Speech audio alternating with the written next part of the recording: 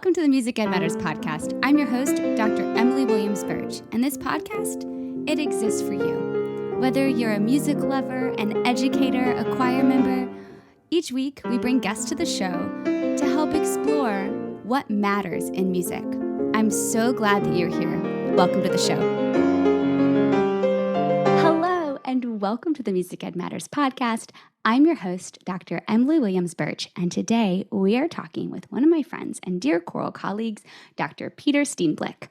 In this episode, which happened because I bumped into Dr. Steenblik at FMEA last week, conducting the reading chorus, we talk about what is a reading chorus, what do we do, and how can we take what he experienced through that reading chorus and apply it to our everyday teaching.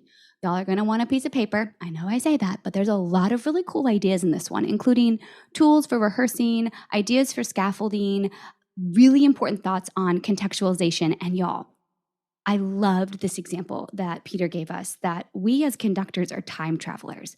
We're constantly living in the future, trying to figure out where we're going with the song that we're working on or the project that we're doing. But we're also living in the past because we have to analyze where we came from and where we're going.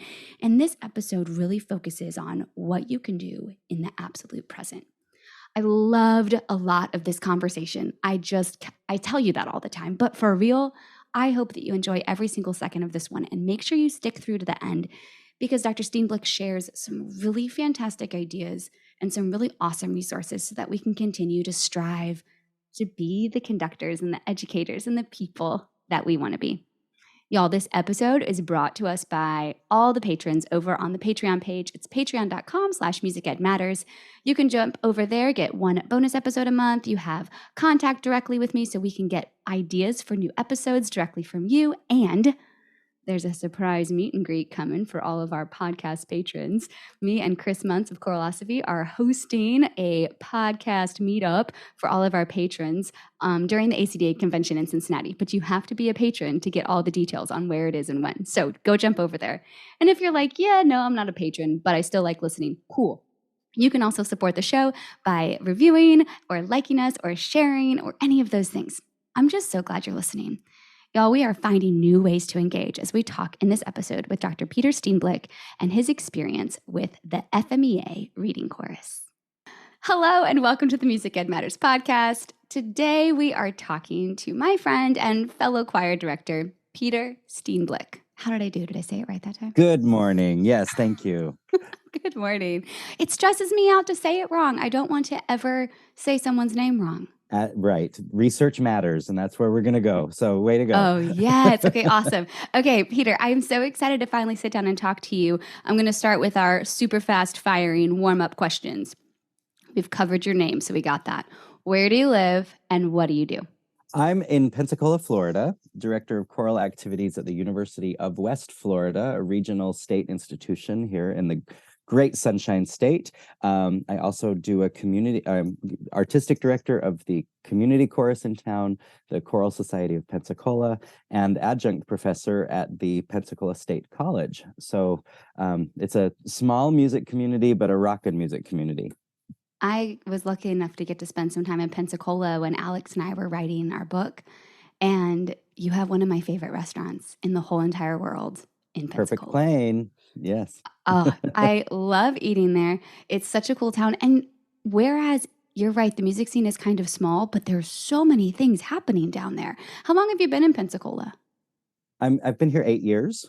And it's true. Tonight, the Pensacola Opera in town, which is a well-respected regional opera company, is opening La Boheme with they're engaging the Pensacola Children's Chorus that, of course, your colleague Alex is working with, and the opera chorus that I used to be the chorus master for, and before I moved over into civic choir, and the Pensacola Symphony Orchestra. To have a town that has a symphony orchestra, a professional ballet, an opera company, a civic chorus, the big four is really, really special.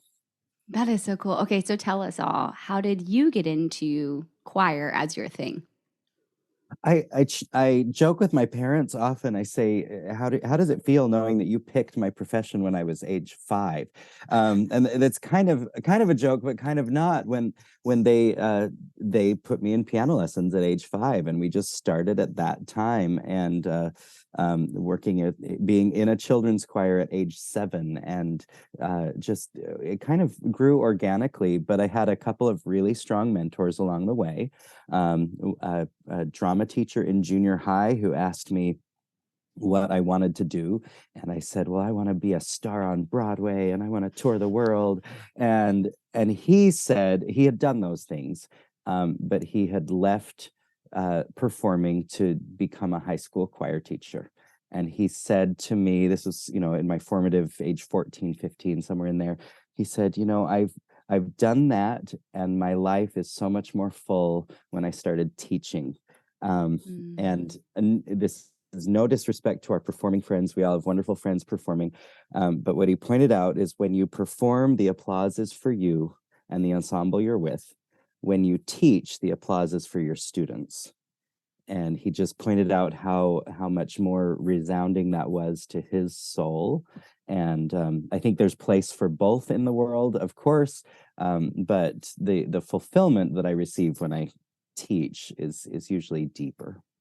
I so agree. That feeling of watching the light bulb go off, or letting them take all of that clapping at the end of a concert they've worked so hard for. Or even, Exactly. I teach at this school for part of our outreach program, and yesterday was our first day back of the spring semester. And the high schoolers are doing ukulele, the upper elementary is doing recorder, and the younger elementary is doing boom whackers. And Awesome. I mean, they're all really rewarding, but to see those upper elementary kids remembering how to hold the recorder, how to blow the recorder, how to count and do all sorts of really cool things rhythmically, it's just the most rewarding thing. They clap for themselves and they're so proud of themselves, and there's nothing else that creates that feeling. Right, right. I'm on that education horse with you. It's so good. So And did in a you college campus too. I was joking with them just yesterday because they clapped and hugged themselves, each other, when after they finished something. I said, this is the only class on campus where you're clapping for yourselves and hugging each other, right? And they all said, yeah, it is. So it's really, such a really great. community? Oh, that's so fun. Okay. Was it easy just to so you had your formative 14, 15 year old experience with your drama teacher? Was it the choir teacher or the drama teacher? Drama Oh, teacher. cool. And so then was it just, okay, I'm going to music school. What happened next? Okay. Yeah, I did my undergraduate in music ed, and then taught for 3 years. I'm a big fan of taking time throughout your education. Um, I talk with students all the time. Our college students are pushed through so fast, and they're told they cannot explore other things. And I may get in trouble with my advisors on campus by saying this, but there needs to be room for some exploration. I'm very open that my 4-year degree took five and a half in undergrad, and taking some time to figure out, is this really where I want to be?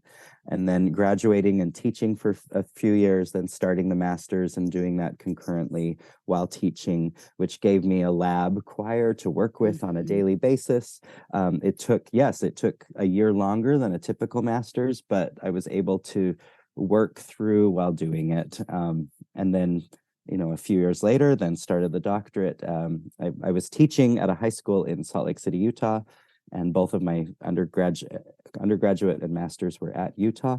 And then it was the time to make a shift, and I did my doctorate at University of North Texas. And what took me there, again, is these formative conversations that you have. I was presenting like many of our listeners. I was presenting at an ACDA conference just as a teacher about literacy tools that I had been learning in the classroom to get students reading better.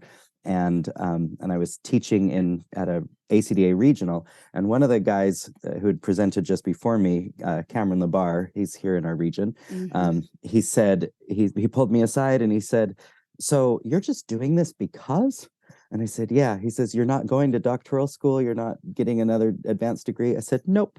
He says, let me let you in on a secret. The rest of us are here presenting because we have to. And we are trying to get our resumes built or our tenure portfolio built together. And he says, if you're just doing this because you love it so much, I mean, keep going, get even another degree. And that's another piece of advice for our listeners. Just don't stop until you're, as long as it's still engaging you and exciting, just keep going. So he then said, let me tell you about a little place called the University of North Texas, of which I had never heard. And so then that spit me out into Texas, and then finishing that degree got me out here to Florida. So that's my journey. It's such a fun journey knowing that these little moments and little conversations that we all have all the time can be so monumental in someone's future pathway. Right. And it was never my intention to get the doctorate or to be teaching at a university. I just love learning.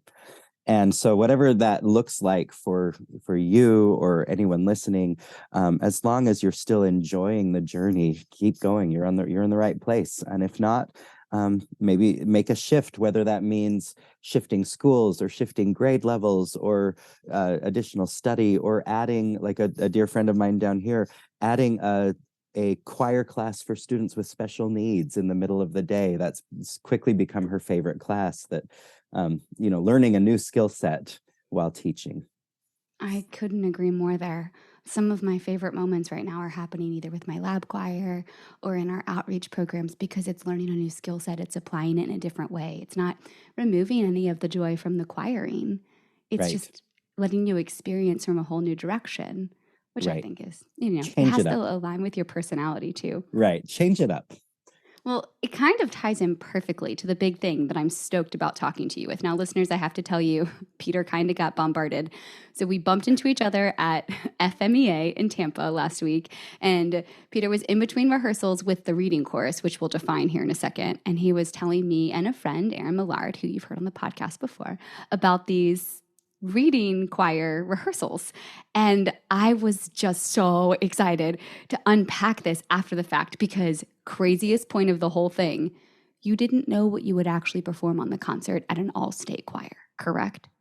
Correct. So this was my first all-state conducting experience, and talking to people even 3 days out, they said, so what are you conducting on the concert? And I said, I don't know. And that was terrifying and exciting. I mean, talk about shifting perspectives and learning something new and trying something new. So a couple quick definitions. An all-state choir usually involves some type of intensive audition process. It brings together the best singers across the whole state. It usually aligns with some type of professional music conference, whether that's ACDA or an MEA, so choral directors or music educators, so that teachers can see expert clinicians working with these top singers from the state. And there's usually treble choirs and tenor bass choirs and mixed choirs and all different other types of styles. And then some states have this thing called a reading choir or a reading chorus. How, when they called you for the gig, how did they explain it to you? Did you already know what it was? Luckily, I had been to numerous FMEAs before and watched this happen, but you're absolutely correct. In Florida, they have the tenor bass choir, the soprano alto choir, and the concert choir mixed. And all three of those function like a typical all-state choir, where auditions happen in September. Then music is sent out in the mid-fall, and students have 3 or 4 months to live with the music and rehearse it. They've even auditioned using excerpts of that music. So by the time they walk in for their clinician, they've learned the music. Most of them have memorized the music. They've learned and the only thing to add is the nuance and the context. And so the conductor is able to come in and bring their own nuance and contextualize the concert for the students. What sets these reading chorus students apart, though, here in Florida, and I believe there are other states that are also doing this reading chorus model, but what sets these students apart is that it's process-driven and not product-driven. They auditioned just like everyone else in September, and these were the top scorers in their sight reading ability. And so they they come in, and maybe a student has done concert choir for 3 years in a row and is tired of learning the same rep for those extended 4 months, 4 months. And so this is, like we've been talking, just another way to engage those students instead of having them burn out or age out of the process. Here's something different. So it's a process-driven choir. The students don't know what, it's kept under lock and key, the titles of what we're going to sing, until they walk in the room and they see their packet. And they're Wait. It's kept under lock and key, like Pete, they don't know. They don't know, and the list is highly protected. I mean, it's not. Yes. So the list is highly protected, and we curate. I was asked to create a list of 60 to 70 pieces that these students would read through. So I selected 65. 6070. Yes. And you selected 65. I selected 65, and those pieces spanned 654 years of music and included great composers, some well-known, others not. And we took the time to explore the harmonic and melodic languages of each one. And so these students, they pick up this massive packet. And what I was most interested, or most intriguing to me, is I asked students what their goals were for the week, as they're walking into the room and getting to know them a little bit.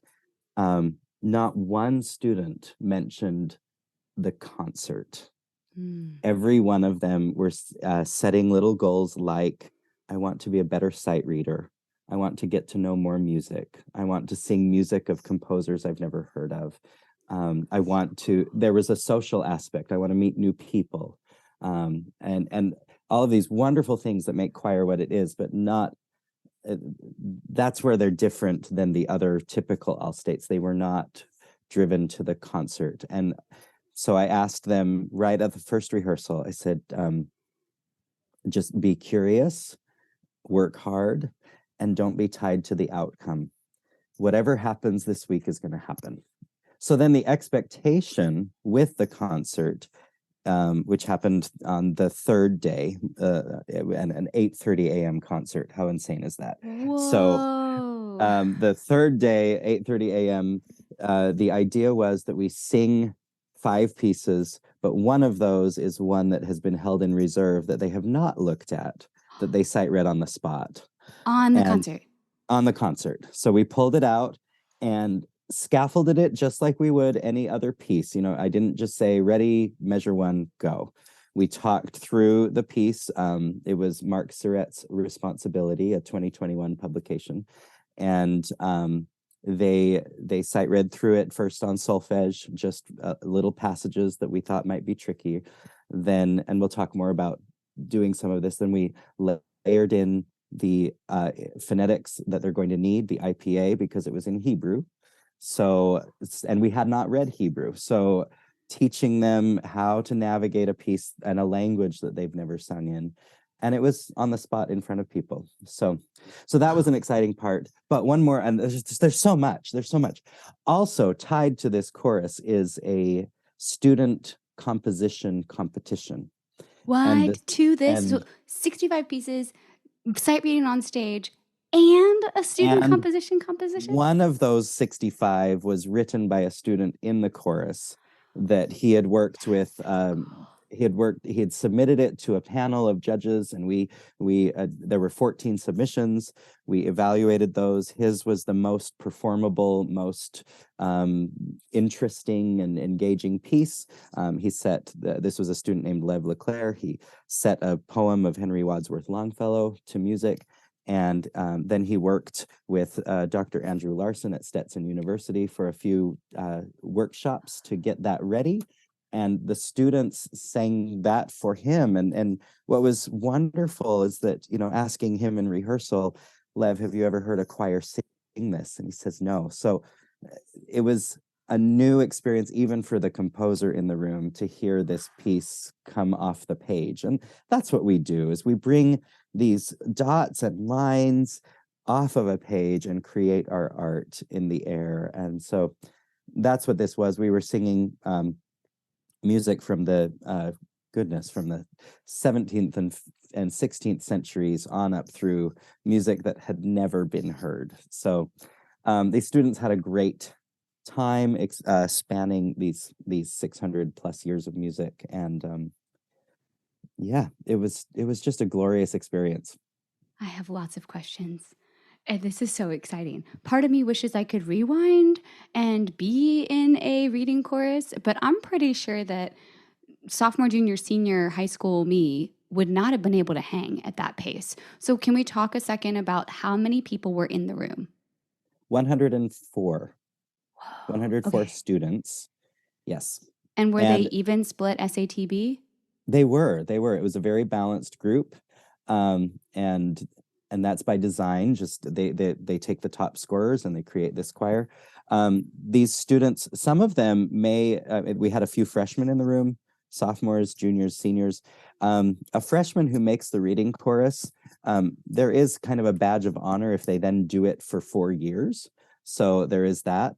But on the other hand, a freshman who gets that honor early on may choose or opt to do the concert choir at any point. So not everyone who makes reading chorus ends up participating. Some of them opt for the 400 voice concert choir, The more and quote, experience. traditional experience. Right. So it's not compulsory that they do this if they score this high.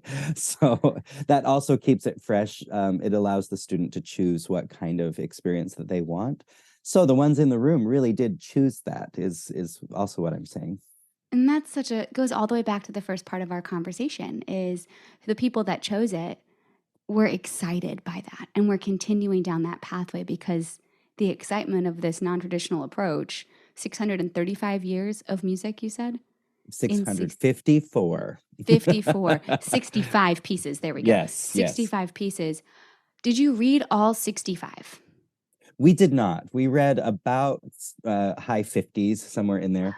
And back to our earlier conversation about keeping things interesting, I did not feel comfortable showing up with the 65 pieces that I know. The greatest hits of the 90s, I could have brought all of those. But I had to grow too as an individual, and I had to stay interested.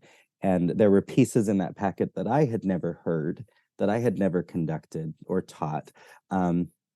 Back at ACDA in Raleigh, you and I were both there. You were presenting. I went to all the booths and just said, "What is new? What is exciting people?" And just walked away with stacks of music from whether it be Oxford or Santa Barbara or some of the distributors, and so two, in this age of conscientious programming and deliberate programming, the students actually helped select the 5 pieces that were on the concert.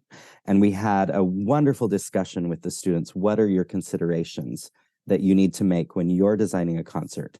And they brought up things like cohesiveness and contrast. They brought up different time periods. They wanted to present things that their teachers had not heard before.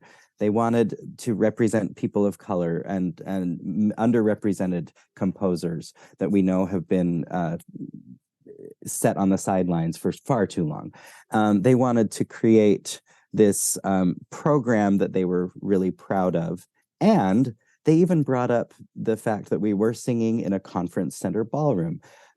Versus a cathedral. This is not the time to do a Palestrina or a Bruckner. They were thinking on that level, and it was really exciting. And so given that I had initial control of picking the 60 some odd pieces that would become the 5, I really wanted to make sure that we didn't end up with a homogeneous program. So how do you do that? Well, law of averages. Let's set up a stack that is highly diverse. And so we, on the final list, everything post public domain, half of the pieces were female composers, half were male composers, half were persons of color. Being able to know that we would land on a more diverse set of 5, and they did. We ended up performing, and this was their selections. We ended up performing Florence Price's Gloria from her communion mass with my great thanks to the staff at Vanderbilt University. They're doing that research. Yes. We did a Ladino folk song in the Ladino language from the Sephardic Jews, Cuando veo ella hermosa, by David Ludwig. Then we did the student composition by Lev Leclerc, and then the piece that I mentioned that they read, Responsibility by Mark Siret. The text is in Hebrew by Hillel the Elder from the 1st century BCE. And then their choice at the end, we did do Robert Pearsall's Leah Garland, which is neo-Renaissance romantic composer in 8-part harmony that they just wanted to just show off. So allowing them the chance to have a voice in what they performed was important. Now, to our teachers in the room that are listening, of course, we kept Leah Garland on solfege because that's where it was in the process. We were not driven to product. We sight read that one in the 8-part harmony on solfege, and they said, can't we do it on text? And I said, well, if we're doing this on a concert and we've only spent 10 minutes total rehearsing it, I would really feel safer if there's a scaffold in place. Yes. So, and they even asked, well, couldn't we just layer the text on quickly? And I said, well, even the first 3 words, lay a garland, how are we going to say that third word, garland, garland, garland, garland, garland, all of these different vowel choices that they would be making on the spot. And we had been working for 2 days on refining vowel and creating an in-tune product. And so we kept it on solfege, where I said, then we all know the vowels that we're going to be saying. So there were some choices there to help them feel successful. This is the coolest. I really want to watch this from beginning to end now. You had selection of the 65-ish songs. You let them weigh in on what the criteria were for the performance songs. Did you just have a big vote and everyone submitted a Post-it note? How did they vote? I narrowed it down to about 12 pieces first for them. I said, these are the ones that over the past 2 days that my ear has said, yes, we could successfully do this in a concert, in a ballroom, and it connected well. There were pieces that didn't connect so well with them that I thought would be on the concert that initially I'd flagged with a Post-it note and said, this could likely end up on concert. And we read through it and it just didn't work. It didn't sit in their soul too easily. And so no, we let that go. So I started with about 12 and then they talked about each one. We also deliberately avoided pieces that would highlight any particular soloist or any particular section. All of these were equal in their distribution of the recognition, I guess you could say. Oh, cool. Okay. Before we talk about scaffolding, we have to go there with some of this time. Yes. You only sang each piece through, you scaffold each piece. You've talked about that, and we'll unpack that more in a second. But did you ever rehearse them, or did you only rehearse the 5 that were part of the concert? Great question. We spent about 7 to 9 minutes per piece throughout the rehearsal process. And I did start at the first rehearsal. I said, if this ever becomes, I shouldn't have even used the word rehearsal. At the first lab, if this ever becomes where it feels like rehearsal, we're doing it wrong, because that's not the purpose of this.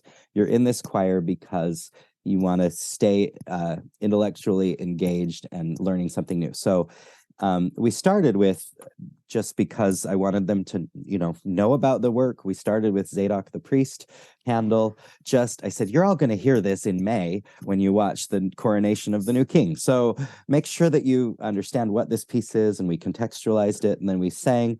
But we also started with that one, to go back to your question about scaffolding, because it's just 4-part harmony. There's very little polyphony. It's just everyone all at the same time. Let's go. And there's a little bit of showmanship to it too. Robin Frank was our wonderful accompanist, and allowing her to do that, I don't know what it is, that 25 measure ramp up the piano does, to welcome them. And ladies and gentlemen, the Reading Chorus, we don't know what this sounds like, but here we go. And it was just off and running. So much anticipation. Right. So we did the Zadok the priest. They, like any singer who's brand new to that work, they struggled with the melismas at the end. We ran those a second time. They cleaned them up a little bit. And then we stopped and I said, could we run this a third time and do these melismas clean? Yes, we could, but then it feels like rehearsal. So we're not going to do that. Put it away, moving on. And we just went to the next piece, and just that kind of set the expectation that we're always going to be biting off new. We're not going to be evaluating too much what happened. So yes, this is like a ADD person's dream choir. Absolutely. I'm just like over here salivating, thinking, how can I make this happen for adults in my community? Because this sounds awesome. So yeah, 7 to 10 minutes per piece. And then once we selected the program on Friday, just before lunch, the second day, just before lunch, we selected what would be on the program. I did spend the next rehearsal visiting each of those for another 10 minutes. Okay. But they were buffered by a new piece. We're going to work on this Florence Price for a little bit. Now let's sight read something we haven't done before, just to keep it feeling not like a typical rehearsal.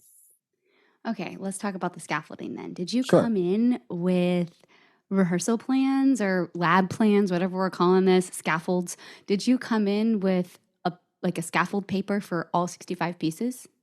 No, I'd certainly done my score study of all of them. But right after the Zadok the Priest, we then pulled out the very simple, good music does not have to be complex. We pulled out the very simple Joseph Jennings arrangement of Calling My Children Home that Chanticleer and others have done. And that one's a 4-part harmony, Kentucky melody by the Country Gentlemen is the group that it's called. And we sang that one through on solfege. So we had that tool. We sang that through on count singing, the old Shaw technique. So we had that tool. And then on neutral syllable, and then on text. And in the moment, as we got to the repeats, now we repeat, we're going to do it on count singing. Now we repeat, we're going to do it on, so that knowing from that point forward, we had all 4 of those tools available to us at any point, which set them up. They understood. Many of them had never count sang. That was new to them. So giving them those tools, now when we need it, we'll have those to pull out. So it wasn't a decision moving forward from that point, this one we're going to do on XYZ, but it allowed us to have like a Julia Child, having all the ingredients on the table that we could reach for at any time.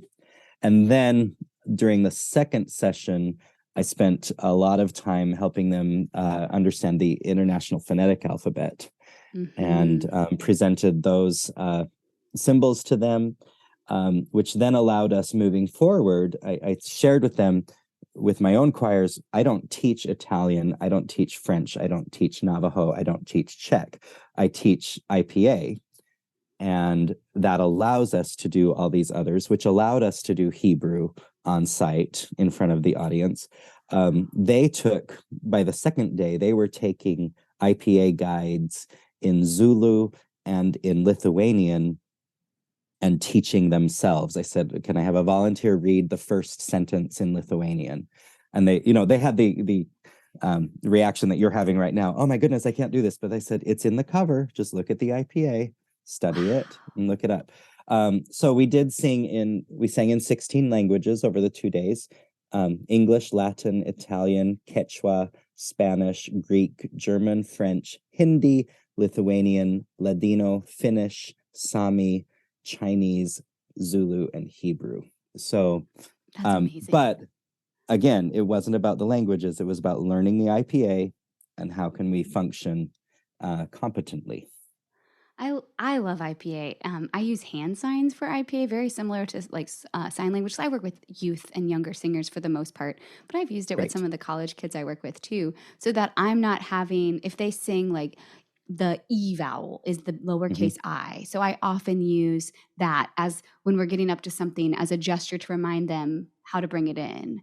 I use the same symbol. Yeah, it's so helpful. Yes, it's and my so vowel. This is the vowel. This is yeah. And then for schwa, because you can't make an upside down E with your hand, I do the accented schwa, the upside down V. Okay. But that way it's right by your mouth, so it shows that lift of the ah. like Hmm. the of the diff. So I'll put it where I want the placement. So is it an here? Is it an Yeah. here? Is it an and Yeah. so it's so much fun. But to see these fifth graders just totally get obsessed with IPA and Right. diphthongs. Oh, it's so much fun. And did you notice that IPA is now showing up all over Wikipedia? You can sound so much more intelligent now. I think IPA and solfege are the two languages that you can learn anything. It gives you buttons on your vocal cords, and it gives you like the cheat sheet for every possible language. I'm going to start quoting you. I don't teach Yes. Spanish and Italian and French. I teach IPA. Right, right, right. So cool. Okay, so you had your little bag of tricks, your 4 tools. You added a 5th tool, IPA, on day 2. And then as you were going through and you let the students lead, did they start to add more tools to the toolbox? Did they start to get more familiar with them? What other scaffolding things happened throughout your 3 days together? They started to just really enjoy the exploration of other tools. We discussed what are the advantages or disadvantages to solfege or scale degrees, or and they debated them a little bit, and I said, and it's fine to have the debate. Also, remember that every tool has its strengths and its limitations, and so where one goes too far in this direction, or establishes such and such, now let's move it to more rhythmically based, or now let's move it to something that's a vowel more conducive to sound scapes. Also, the scaffolding the other parts that we explored, because we're doing 654 pieces of music. I'm gonna share with you something that this stays between us, right? This is just between us. Just No. you want me to pause the recording or leave it with the recording? I mean, I can make sure everyone knows it. I detest reading sessions. Typically, I think there's a because large population of humans that feel that same way. because I detest reading sessions because they're rarely contextualized. It's open up the piece and let's go. Open up the piece and let's go. And so the students each had a 10-page document that was a timeline of all the pieces chronologically. Did you make that? Yes, yeah, because contextualization is so important, and letting students see composers that look like them or look like their neighbors, and taking a look at where this person comes from, what language they spoke, what were their dates. And my scores were in a large 3-ring binder organized by publication date. Theirs were alphabetical, but I let them see as just the visual of me flipping forward and back and going that way. I did tell them that I sat down at the piano sometime over Christmas break and played through the first, 32 bars of each one in chronological order. And if they're really in the geek category, go ahead and do that and sit down and see how Maddalena Casulana then affected Mozart, which affected Fauré later on. And so starting to connect the dots a little bit. But seeing the contextualization, and we started with Casulana in Italy, because she's the first woman composer to have a folio of music published. Mm-hmm. And I figured that was a really great starting. If we're going to start somewhere, let's start there, and then let the timeline roll forward. So we talked about context a lot. Why does Craig Hilla Johnson compose the way he does? We did his Lo How a Rose with the Rose. And why is this unison piece in your packet? Why is it one that you need to know? Who is Abby Bettinas and what were her circumstances while writing? Christian Grassas, Mia Makarov, Ola Yelo, these wonderful composers, but who were they and when were they performing or composing, and why? And even this is my first time to, on such a timeline, organize things by an event, but on one page is 2016 until 2020 pre-COVID. The next page is COVID and beyond, because we've all been through this global experience together. And so the first one on there post-COVID or during COVID was Alicia Lee's Say Her Name, which she composed right after the George Floyd protests. And without the context, these pieces, they don't exist without the context, if I can go as far to say that. Mark Siret's Responsibility that he wrote in 2021 does not exist without the understanding of COVID. And we can understand that because we've all been through that. But every composer had some sort of life circumstance or event or people they knew or people they studied or studied with that affects that piece or their style. And so we talked about how every composition is either an action or a reaction against whatever they've heard. And so to that end, we sang a Gloria of Mozart.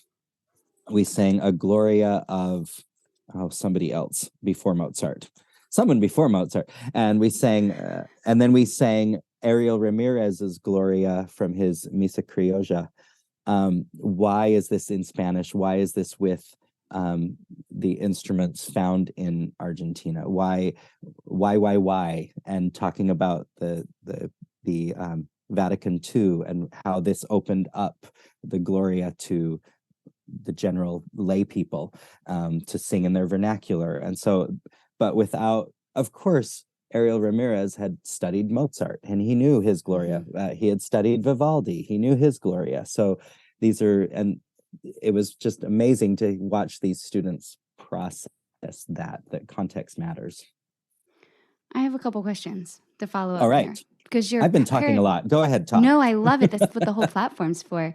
I love the timeline and how you chose and why you chose to organize it in that way. But you've already mentioned before, you were in a room full of 100 kiddos who chose to be there, who scored the highest, who were excited to find their place in their community to, like you said, geek out on this musical stuff.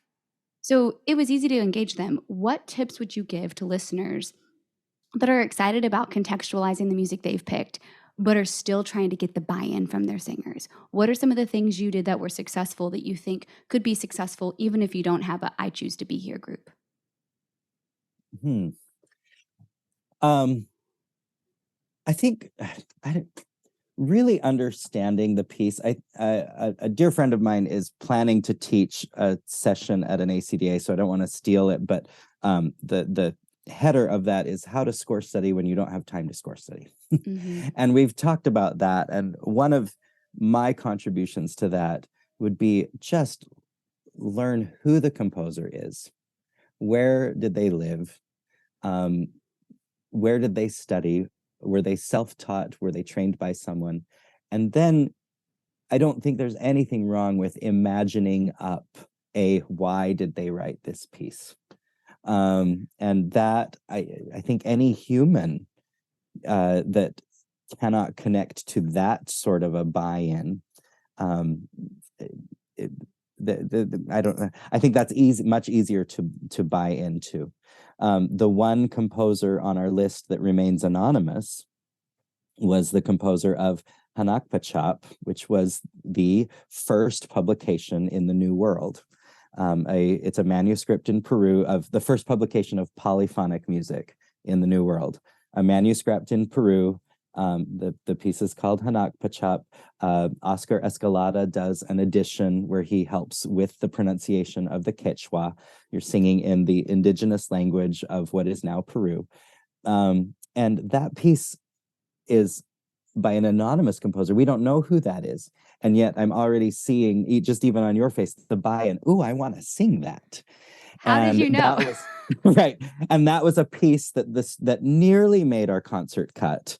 But because of its slow lyrical Renaissance style, when they were really choosing to do the Robert Pearsall neo-Renaissance, they decided to remove it from the program because they wanted room for they didn't want to put two Renaissance style pieces.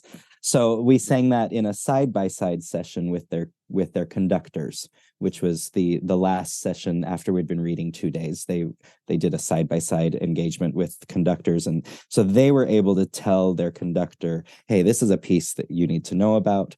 Also, it's available on CPDL as a free download. I mean, there's no reason to not sing these glorious pieces. But again, contextualizing, even that one was by an anonymous composer, but understanding why the piece exists, why it matters. It was instant buy-in, and they wanted to do that. And that piece, by the way, I was introduced to that by wonderful colleagues down in Miami at Reagan Doral High School, and it was a great conference for me, or a great MPA for me to go and learn about these pieces from my colleagues. This is so cool and so exciting. And it's evident that you put in the work and the time, but also it gives us a new perspective to, looping back to the beginning here. If we love what we're doing, keep going. If not, shift. And this is such a great opportunity for that shift. So last question for you before we go into these end of show wrap-up questions. Sure. I really want to make this happen for some adults. I feel like this could be a killer good time. Super awesome. Almost as fun as singing barbershop tags for like half an hour. But, we're getting there. Yeah. So let's say we're going to create a couple-day adult reading session, or a reading session for your highest achievers in the county, or whatever. You want to make one of these reading session choirs just to experience it. What are some of the steps? What needs to happen first, second, and third to get ready for an experience like this? Oh, goodness. I think the students walking in knew what they were getting into, because this is, I think, preparing yourself mentally for the roller coaster that this truly is important. There's the expense part too, that FMEA subsidizes the students' packets to some extent. I did not do the total number, but I'm guessing that a packet of 65 pieces is somewhere in the, $200 to $300 range for the music itself. The students were asked to pay an additional, I'm not sure, $50, $55, $60, something like that, but it was heavily subsidized. And so finding a sponsor who can help with that.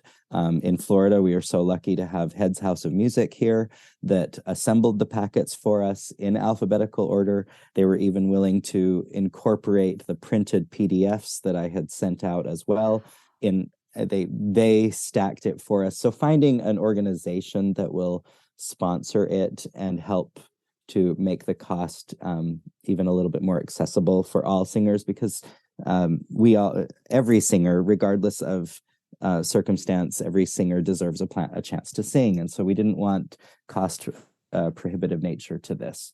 But that's just nature of the beast. It is a very expensive project to run.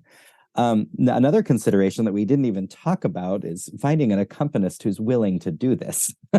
Whoa, you're right. We didn't even talk about that. We had the wonderful Robin Frank, who's down at Opera Naples and in Fort Myers, and she sat at the piano and she sight read all of this with us. And so finding an accompanist who would be willing to subject themselves to that kind of torture, or frankly, she just really enjoyed doing all this music as well. So, and then while for the students, some sort of product, we're going to show off at the end, it was important.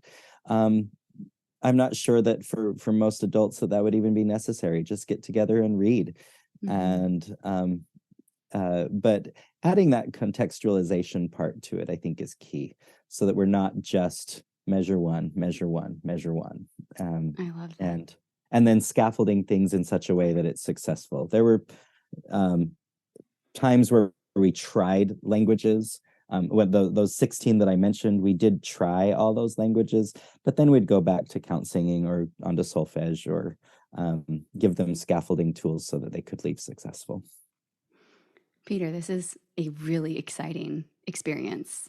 If anyone gets the invitation to do a reading chorus, you just hit your buzzer and say, yes, I'm going to do it. Because for me, as just an artist, it was a wonderful time to explore rep and to sharpen the saw, as they say, keep everything fresh in the toolbox. And and here we go. So I'm really grateful to Mike Dye and Janine Stemmer here in Florida for giving me this wonderful opportunity.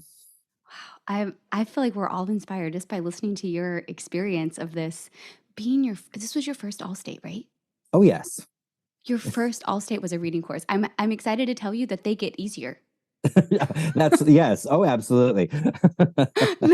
What an incredible first Allstate. Man, Peter, it has been so fun to hear this experience. Thank you for sharing all the ins and the outs and the scaffolding ideas and contextualizing. This is such a great episode, and I'm really excited, but we have to wrap up with some questions. Please. I'm sure you read a ton of books preparing all of the context and all of the repertoire, but related or unrelated, what is the best or most recent book that you've read that you'd like to recommend to the listener?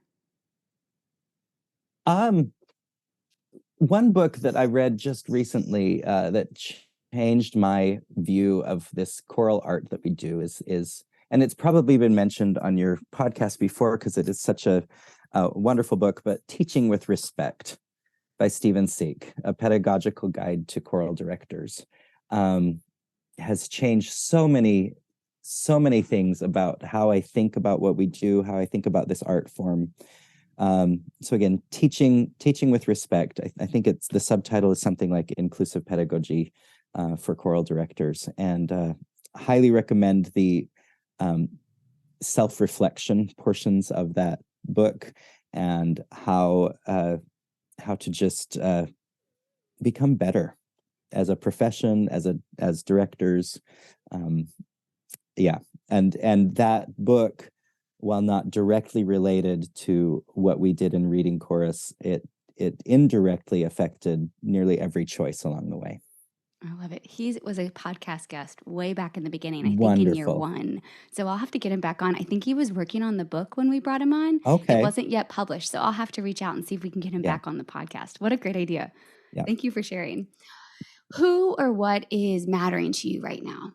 You've talked about context, you've talked about scaffolding. Anything else that's really mattering to you right now? The students, that have experienced choir in a way that those of us that are the teachers, we had a COVID experience, but I can't imagine going through that as a student. Here at the University of West Florida, we had outdoor, because our weather allowed for it, we had outdoor rehearsals for that whole, we didn't stop singing, but we moved outside and had 8 feet distance. I have an accompanist that had ant bites all up her legs after one rehearsal. We were just in the forest, in the trees. It was more like Jurassic Park than it was like choir, but we did it and we kept singing, and so my concern and my thoughts right now are with the students. How can we acknowledge the experience that they've been through and come out of this just better? I'm glad you bring it up. It's hard sometimes because we did go through something, and there's a piece of the puzzle that everyone's like, yeah, but we're through it. Let's just go. But there needs to be that repair feature. And you're right. So impressed with the students that keep showing up even through everything that it's been. Right. So and I hear share. a lot of talk about, well, we're in a rebuilding mode, but that's looking at the chorus as a stagnant group of people. You had people age out, you had people age in. What you're looking at rebuilding, it's like repairing a river. The river has kept moving, and you have students that are way downstream. How are we rebuilding them? You had students that are coming to you brand new that didn't go through this, and maybe we're spending too much time on things that they don't need. What do they need? And so if we avoid looking at our chorus as a stagnant piece of architecture that needs to be remodeled or rebuilt, or but that it's a fluid group of people with very diverse experiences and needs, what do they need based on where they have been and where they are going? So well said. So well said. Along those same lines, what's an organization that really matters to you right now?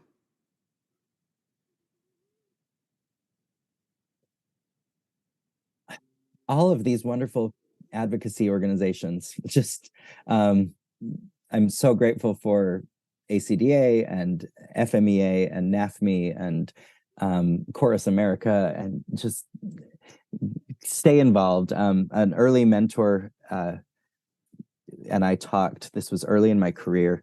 I said that I was not interested in being in leadership in ACDA because I didn't need the self-aggrandizement, or I didn't have these visions of needing to sit on boards. And she said, but Peter, it's not about you, it's about being at the table where decisions are being made about your students. Don't you want to be where decisions are made about your students? And I said, yes, I do. And she says, well, then get on board. And that was my first time I think I was in my third year teaching, invited to start joining in some of those committees and things. And so if anyone's hesitant about being in leadership, think about the students that you're serving by joining in those advocacy groups. Such a great way to look at it too. And I also started serving in my third year once I felt like I kind of might have had my feet underneath me. Right. And I've learned more, and I'm a different teacher because of serving in leadership roles. But I second you on all of those great organizations, especially down there in Florida. Well, you'll have like the Florida Vocal Association too. Isn't that Yes. They were Yes. so kind at TMEA as well, and so excited. And their Instagram's really fun to follow. Oh, yes. Yes. Oh, yeah. Very, very cool. All right. Last question. Okay. What is the one thing you want the listener to walk away from this episode with? I spent a lot of time talking about context, and context not just in the composition, the composer, the time period, the language, but also context in the room, how to appropriately scaffold context in what have these students experienced, what do they need, what not they as in a collective, what does Sam need, what does Annie need, what does Jackson need, looking at truly contextualizing the whole experience. And there's a lot of buzz right now in mental health groups and circles about just mindfulness and being aware of the moment. I think that was one of the greatest things about this reading chorus experience. It could never be about the future or the past. We as conductors have to be time travelers. We live in the future, looking ahead. We live in the past, evaluating everything. This reading course experience forced me to just stop and be mindful of the present at each moment. So to withhold from being a time traveler, just be present. Be present. Well, thank you so much for giving of your time today and being present on the podcast. I've really enjoyed this conversation. Thank you so much for having me. Okay, what did you think of the whole process-driven versus product-driven experience of that reading chorus? Anybody else want to start one with me? How fun would that be? I have an idea. We all come to Savannah. We'll have a big old reading chorus. No one will know it's not a reading session, y'all. Not a reading session. We'll have a reading chorus, and we'll contextualize it all. We'll sing in different languages. We'll cover a bajillion years. Man, I could even pair it with some really good wine tastings because we can go to different countries, and that would be fun. I think we should do it. Jump over to patreon.com/musicedmatters, and maybe I can make that happen. I think this would be fun. I'm also really excited about the idea of building the toolbox for our singers, engaging them in the process, and really using contextualization to connect and make this music come off the page. My favorite thing that Peter said was, we bring these dots and lines off the page and make art in the air. So in case no one has told you today, artist of air noise, you, my friend, you matter. We all know that music matters, especially the process and scaffolding and contextualization. And reading chorus is where you've never seen the music. And I will see you next time on the Music Ed Matters